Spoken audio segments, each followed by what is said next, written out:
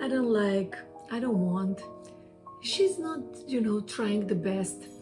He's always saying something wrong about me. They are never here on time, and I don't really want to do this, and this doesn't make me happy. It's all true. It's all absolutely true. However, what your perception of life, when it comes to you don't like something, doesn't make you happy, something is not your cup of tea, something is not, it makes a man believe that what you are doing with your complaining, you are criticizing him. Today I'll tell you why criticizing him, complaining, and being in a negative mode can crumble your whole relationship and cause crickets in the bedroom. I'm Helena Summer, love, dating, and relationship specialist, sharing today about juicy part of life and why every time you say that you don't like something that he cannot do anything about. Change your coworker's merry attitude, change the weather, make your potatoes less salty, or give you another glass of Coca-Cola in the middle of the night when everything is closed and you live in the middle of nowhere, in the middle of the storm. He will take this as personal criticism. When something is off, we don't want it to be off. Of course, don't we all want rainbows and butterflies and sweet stuff every day, all the time? Yeah, but life is about vitriol. Life is very vitriolic. If you think about, you love your child, you give them loving family, you eat all the vitamins, you do everything you can. You still cannot prevent that child from being hurt by birth problems, by some kind of illness, some kind of disease, by some kind of troubles in life, in school, in his mind, in his own body, from troubles from other people, and you cannot prevent from death, no matter what you do. So whenever you address those things that you cannot do nothing about as painful things, what you probably want to cause is your man to come closer to you and tell you, baby, I love you so much. Let me take the burden off your shoulders and save you from all the problems of life, right? But you don't get that. You don't get that. Why not?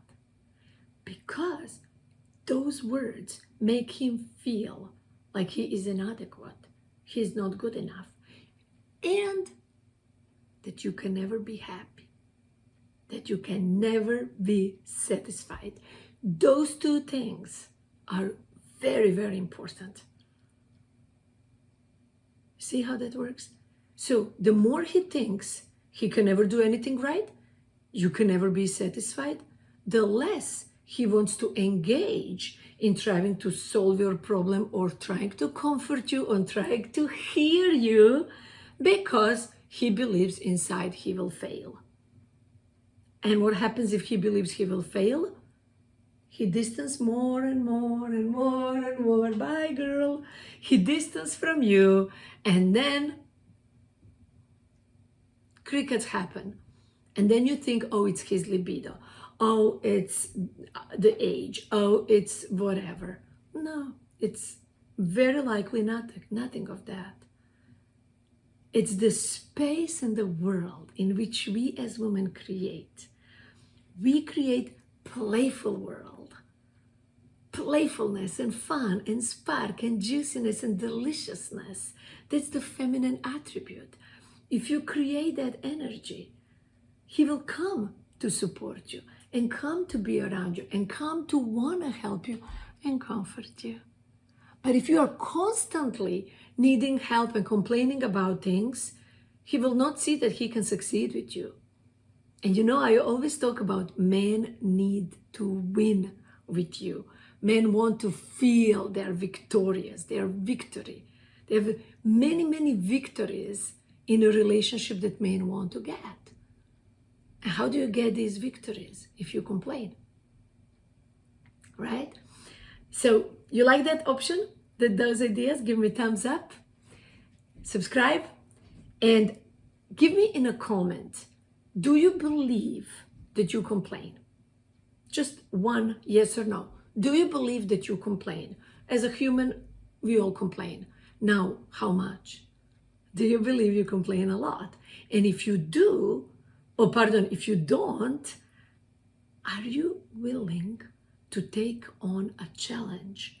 No complain week. And if you're not willing to take it, then you probably complain a lot. It's just how funny world is. There is a book called Complaint-Free World. And they give you this kind of like bracelet system that whenever you complain, you turn around the bracelet or whatever happens. So there is awareness that needs to happen, right? On a level 1, you have a unconscious incompetence. You don't know what you don't know. You don't know that you don't know. You're not able to know where you stand. But level 2 becomes conscious incompetence. Now you know what you don't know. So this is in our relationships. If we want to have a delicious and peaceful and playful relationships, we actually don't do this by, fixing the husband. We do this by elevating our energy. So you come to the place when you will sanctify your relationship and you will allow yourself to be clean with your complaints. You will not, Sanskrit word is prajalpa. Prajalpa. You will not prajalpa. It's called, it's like a useless talk, a chatter. You will not prajalpa out. Prajalpa is complaints. Prajalpa is Mary did this and da-da-da did that. There's nothing he can do about it. Prajalpa is, when you do prajalpa, you know it. So if you want to sanctify your language, your vocabulary, it doesn't only start with cleaning away swear words. It starts with cleaning away complaints. And that what creates more harmony in your relationship, because now you are kind of pleasant to be around. Now you're kind of somebody I want to kind of be with, I want to simmer with, I want to enjoy more of my time with. Are you willing to do that? Yes? Yes. Okay, let's go for 1 week, complaint free.